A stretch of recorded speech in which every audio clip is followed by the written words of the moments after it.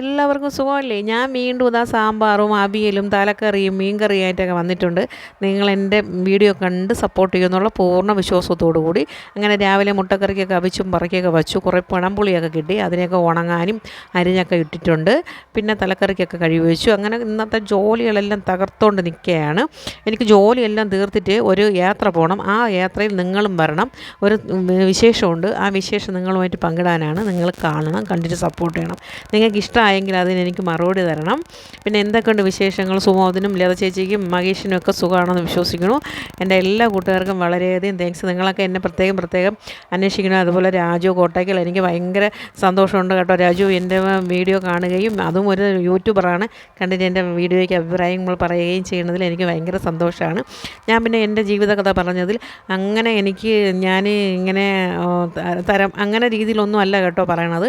എൻ്റെ കൂടെ ചോദിച്ച ചോദ്യങ്ങൾക്കുള്ള ഒരു മറുപടി പറഞ്ഞു വന്നതാണ് ഞാൻ ആ ജീവിതകഥ പറഞ്ഞത്.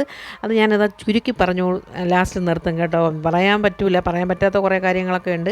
പറയാൻ പറ്റാത്ത കാര്യങ്ങളൊന്നുമല്ല, കുടുംബത്തിൽ മക്കളും കുട്ടികളും അവർക്കൊക്കെ പിന്നെ ഇനി അതൊരു നാണക്കേടായി മാറൂല, അതുകൊണ്ട് പറയാത്തതാണ്. പറയാൻ പറ്റാത്ത കാര്യങ്ങൾ അങ്ങനെയാണ്, അല്ലാതെ വേറെ പറയാൻ പറ്റാത്ത കഥകളുമില്ല, ഞാൻ പറയണതായിരിക്കും. പിന്നെ ഞാൻ സ്കൂളിലൊക്കെ പഠിച്ചുകൊണ്ടിരിക്കും. ഞാൻ യഥാർത്ഥ SSLC പരീക്ഷ എഴുതി നിൽക്കുന്ന സമയത്ത് ഓരോരുത്തർ പെണ്ണ് കാണാൻ വരാനും പെണ്ണ് നോക്കാനും ഒക്കെ തുടങ്ങിയിട്ടുണ്ടായിരുന്നു. അത് അച്ഛനൊന്നും ഇഷ്ടമുണ്ടായിരുന്നിട്ടൊന്നുമല്ല. ഓരോരുത്തരും അവിടെ കൂടെ ഇവിടെ കൂടെയൊക്കെ പോകുമ്പം കണ്ടിട്ട് വന്ന് ചോദിക്കും, അങ്ങനെ മോൾക്ക് കല്യാണം ആലോചിക്കുന്നുണ്ടോ, നോക്കണോ എന്നൊക്കെ ചോദിക്കും. അച്ഛൻ പറയും, അയ്യോ ഇപ്പോഴും നോക്കില്ല, കൊച്ചാണ്, അതിന് 15 വയസ്സേ ആയുള്ളൂ, 16 വയസ്സേ ആയുള്ളൂ എന്നൊക്കെ അച്ഛൻ പറഞ്ഞ് ഒഴിവാക്കി വിടുമായിരുന്നു. പിന്നെ ഒരു 17 വയസ്സൊക്കെ ആയപ്പോൾ അങ്ങ് കല്യാണാലോചന തകർത്ത് തുടങ്ങി കേട്ടോ. അത് തുറക്കാതിരിക്കാൻ പറ്റൂല. അങ്ങനെ ഞാൻ യാത്രയ്ക്ക് പോയി. പാലിയോട് തേജസ് ജ്വല്ലറിയിലാണ്. എവളാണ് എന്നെ കൊണ്ടുപോയത്. അവിടെ കൊണ്ടുവന്ന് എന്നെ ഭീഷണിപ്പെടുത്തി മൂക്ക് കുത്തിക്കാനാണ് കൊണ്ടുപോയത്. പാലിയോട് തേജസ് ജ്വല്ലറി എല്ലാ സ്വർണ്ണാഭരണങ്ങളും ഉണ്ട് കേട്ടോ. എല്ലാവിധ നല്ല സെലക്ഷനാണ്. നമ്മളെ നാട്ടുകാരെല്ലാം അവിടെ പോയി ജ്വല്ലറിയിൽ നിന്ന് സ്വർണ്ണങ്ങളൊക്കെ വാങ്ങണം. നല്ല സെലക്ഷനാണ്. എല്ലാവരും നല്ല പെരുമാറുന്ന രീതിയൊക്കെ ഭയങ്കര ഇതാണ്, നല്ല സ്നേഹമുള്ളവരാണ്. ഞാൻ ആദ്യമായിട്ടാണ് പോണത്. പക്ഷേ അവരെല്ലാം എന്നെ ഒരുപാട് ദിവസം കണ്ടിട്ടുള്ളത് പോലെയുള്ള ഒരു അഭിപ്രായമായിരുന്നു.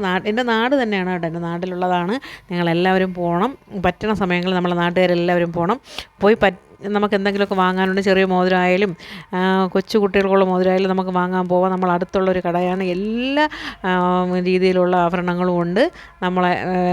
നമുക്ക് പറ്റുന്നതെല്ലാം അവിടെ നിന്ന് വാങ്ങിക്കുക. അങ്ങനെ ഞാൻ അവിടെയൊക്കെ പോയി സ്വർണ്ണമൊക്കെ വാങ്ങിച്ചു. സ്വർണ്ണമൊന്നുമല്ല, ഒരു മൂക്കുത്തി വാങ്ങിച്ചു. മൂക്ക് കുത്തുകയും ചെയ്തു. 150 രൂപയുള്ളൂ മൂക്ക് കുത്തുന്നതിന്. ചെറിയൊരു മൂക്കുത്തി ഇട്ടാണ് മൂക്ക് കുത്തി. അതെല്ലാം കഴിഞ്ഞ് വന്ന് വീണ്ടും വീട്ടിൽ തൂക്കാനും വാരാനും പറക്കാനും കെട്ടാനും ഒക്കെ തുടങ്ങി കേട്ടോ. മഴയൊക്കെ കാരണം ഒന്നും ചെയ്യുകയില്ല.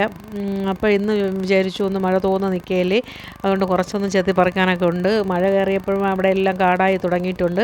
അതൊക്കെ ഒന്ന് ചെത്തിയും പറക്കിയും ഒക്കെ ഇടണം. അതുകൊണ്ട് ഇന്ന് തകർത്ത ജോലിയാണ്. ഇന്ന് ഒരു റെസ്റ്റും ഉണ്ടായിരുന്നില്ല. രാവിലത്തെ പണി കഴിഞ്ഞു, പാലിയോട് പോയി, തേജസ്സിൽ പോയി, അത് കഴിഞ്ഞ് വന്നത് ഇവിടുത്തെ പരിപാടികളായി. ഇനി നാളെയും കുറച്ച് യാത്രകളൊക്കെ ഉണ്ട്. അതായത് കൊച്ചിൻ്റെ 28ആണ്, അതുകൊണ്ട് കുറച്ച് ഒതുക്കാനും പറക്കാനും ഒക്കെ ഉണ്ട്. പിന്നെ എന്തൊക്കെയുണ്ട് വിശേഷങ്ങൾ? നിങ്ങളെല്ലാം എൻ്റെ വീഡിയോ കാണണമെന്ന് ഞാൻ വിശ്വസിക്കുന്നു.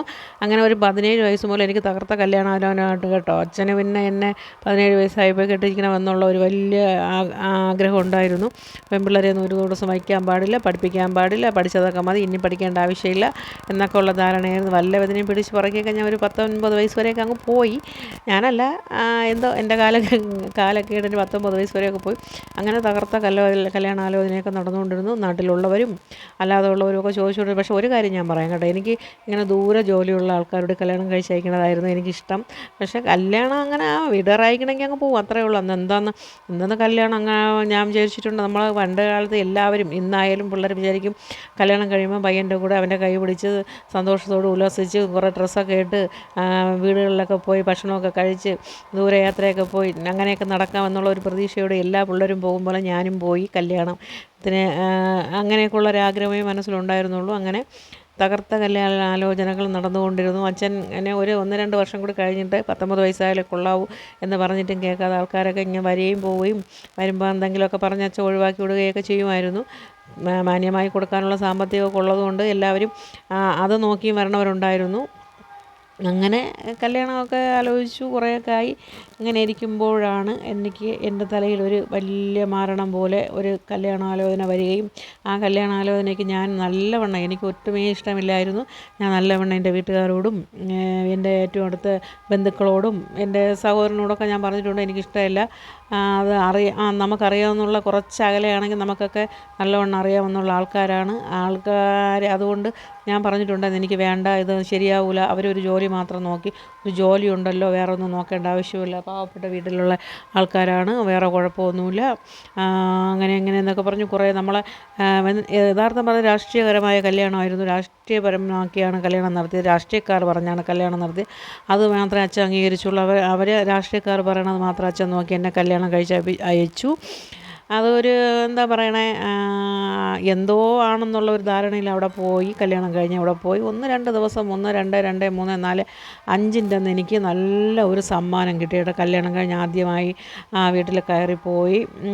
അവിടെ ചെന്നപ്പോൾ ആദ്യമൊന്നും മനസ്സിലായില്ല.